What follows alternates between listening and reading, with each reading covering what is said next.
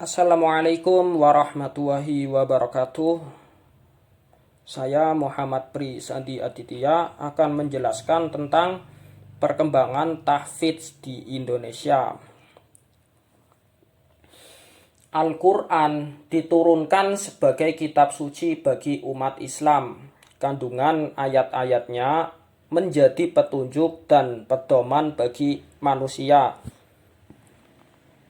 Umat Islam mempunyai kewajiban untuk memelihara dan menjaga kesuciannya dalam rangka melestarikan keautentikan ayat-ayat Al-Quran sebagai firman Allah Subhanahu wa Ta'ala dalam surat Al-Hijr surat ke-15 ayat ke-9 yang artinya sesungguhnya kamilah yang menurunkan Al-Quran dan sesungguhnya kami benar-benar memeliharanya. Dengan adanya jaminan itu, tidak berarti umat Islam terlepas dari tanggung jawab dan kewajiban untuk memelihara kemurniannya dari tangan-tangan orang yang jahil, dalam artian musuh Islam yang tidak henti-hentinya berusaha mengotori dan memalsukan ayat-ayat Al-Quran. Oleh karenanya, umat Islam pada dasarnya tetap berkewajiban memeliharanya. Salah satu usahanya adalah dengan menghafalnya. Pada masa permulaan Islam, setiap kali Nabi Muhammad SAW menerima wahyu, beliau menyampaikannya kepada para sahabat dan memerintahkan kepada para sahabat dan mereka untuk menghafal secara baik dan benar dan juga menulisnya. Hampir semua sahabat yang menerimanya mampu menguasai dan menghafal isi wahyu yang diturunkan kepada Nabi Shallallahu Alaihi Wasallam. Tradisi menghafal Al-Quran dilanjutkan setelah Nabi Muhammad SAW wafat. Bahkan sampai saat ini umat Islam senantiasa melakukan tradisi tersebut sebagai amaliyah ibadah dan dalam rangka memelihara keautentikan ayat-ayat Al-Quran. Nabi Muhammad SAW memberikan penghargaan yang sangat tinggi kepada para penghafal Al-Quran. Beliau pun bersabda, "Umatku yang paling mulia adalah para penghafal Al-Quran." Hadis riwayat At-Tirmizi. Dalam hadis lain, Nabi SAW bersabda, "Sebaik-baiknya kalian adalah orang yang mempelajari dan mengajarkan Al-Quran kepada orang lain." Jika kewajiban ini tidak terpenuhi, maka seluruh umat Islam akan menanggung dosanya. Oleh karena itu, menghafal Al-Quran menjadi bagian yang terpenting dalam Islam. Dan masih banyak lagi kemuliaan-kemuliaan yang ada. Ini membuktikan bahwa seorang penghafal Al-Quran mendapat derajat yang tinggi di mata Allah.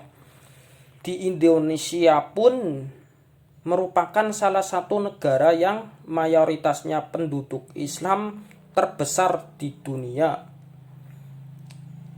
Tradisi menghafal Al-Quran di Indonesia dilakukan di berbagai daerah di Nusantara. Pelaksanaannya pun menyalin Al-Quran tidak dapat dilakukan oleh setiap orang. Karena dalam suatu pelaksanaan maka diperlukan kemampuan menulis huruf Arab yang benar. Dalam penelitian keagamaan tahun 2003 sampai 2005 ditemukan sekitar 250 naskah Al-Quran tulisan tangan di berbagai daerah Nusantara. yang diperkirakan merupakan hasil karya ulama Indonesia, dan ulama-ulama tersebut diduga penghafal Al-Quran 30 juz. Usaha menghafal Al-Quran pada awalnya dilakukan oleh perorangan melalui guru tertentu. Kalaupun ada yang melalui suatu lembaga, lembaga itu bukan khusus tahfidzul Quran, tapi sebagai pesantren biasa yang secara kebetulan terdapat guru ataupun kiai yang hafal Al-Quran. Akan tetapi ada beberapa ulama yang merintis pembelajaran tahfidz Al-Quran. Akan tetapi ada beberapa ulama yang merintis pembelajaran tahfidz dengan mendirikan pesantren khusus tahfidzul Quran seperti pesantren Krapyak Al-Munawwir di Yogyakarta dan Al-Hikmah di Benda Bumi Ayu. Perkembangannya cenderung untuk menghafal Al-Quran mulai banyak diminati masyarakat, dan untuk menampung keinginan tersebut dibentuk lembaga tahfidzul Quran pada pesantren salafiyah yang telah ada atau berdiri sendiri. Bahkan ada di antaranya yang menambah kurikulumnya dengan kajian bidang lain seperti ulumul Quran dan tafsir Al-Quran.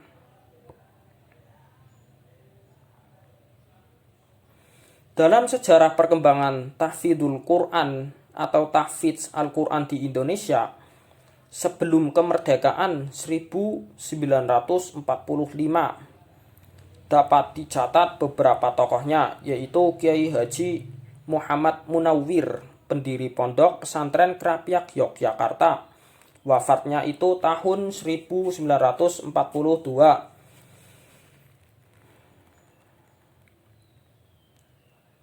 Beliau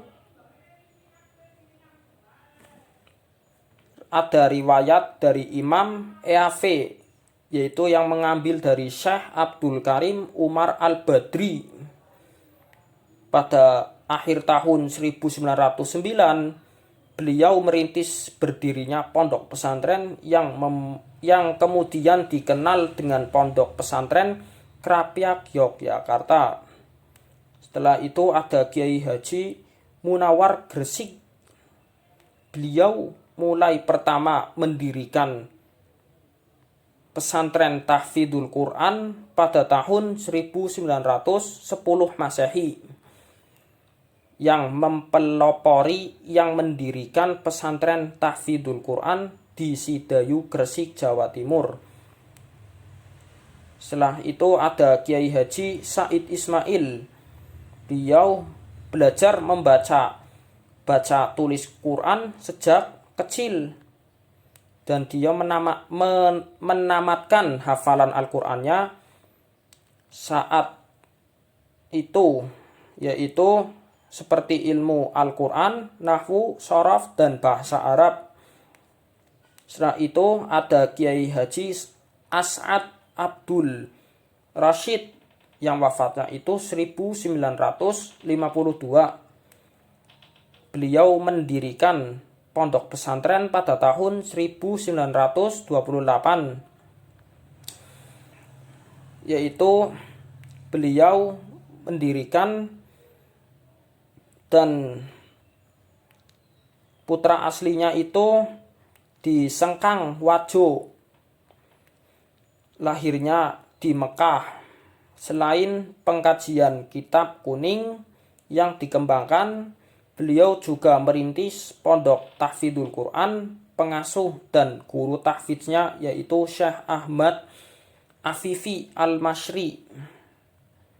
Jadi dapat disimpulkan bahwa perkembangan tahfidz di Indonesia sangat beragam. Yang dulunya hanya beberapa saja di suatu wilayah, namun dengan perkembangan zaman sekarang dapat dilihat perkembangannya, karena banyaknya lembaga-lembaga tahfidz yang sangat berkembang luas seperti sekarang ini. Jadi dapat disimpulkan perkembangannya sangat pesat. Ya, sekian dari saya. Bila ada kesalahan mohon dimaafkan. Billahi taufik wal hidayah. Wassalamualaikum warahmatullahi wabarakatuh.